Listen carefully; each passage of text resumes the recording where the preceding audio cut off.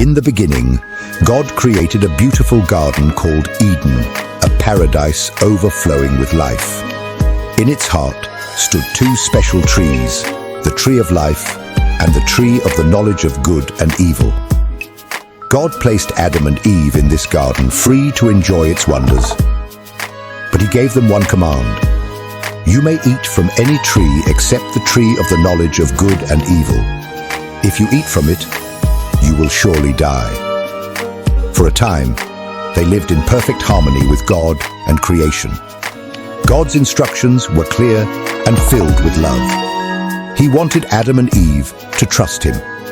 The garden was theirs to care for and enjoy, but the tree of knowledge was a boundary, a test of their obedience and faith.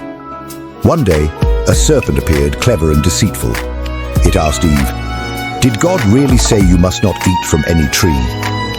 Eve replied, "We may eat from all trees except this one, or we will die."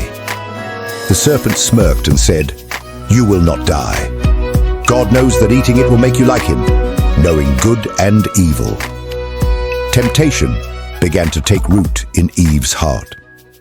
Eve looked at the fruit, so pleasing to the eye and tempting to the touch. She took a bite and gave it to Adam, who ate it as well. In that moment, their eyes were opened, but instead of wisdom, they felt shame. The perfect peace they knew was gone. Suddenly, Adam and Eve felt exposed and vulnerable. They hurried to cover themselves with leaves and hid among the trees.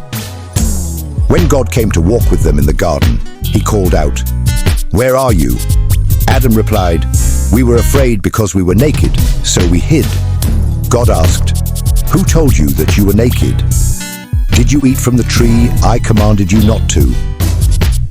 Adam blamed Eve, and Eve blamed the serpent. But the truth was undeniable.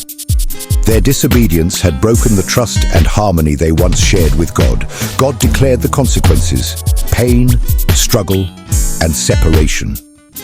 He clothed Adam and Eve with garments and sent them out of the garden. At Eden's gates, a radiant angel with a flaming sword stood guard, preventing their return.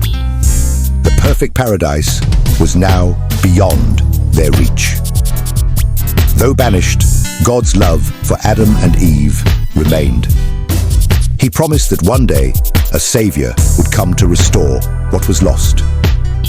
As they stepped into a barren world, the light of hope still shone, a reminder of God's unending grace and mercy.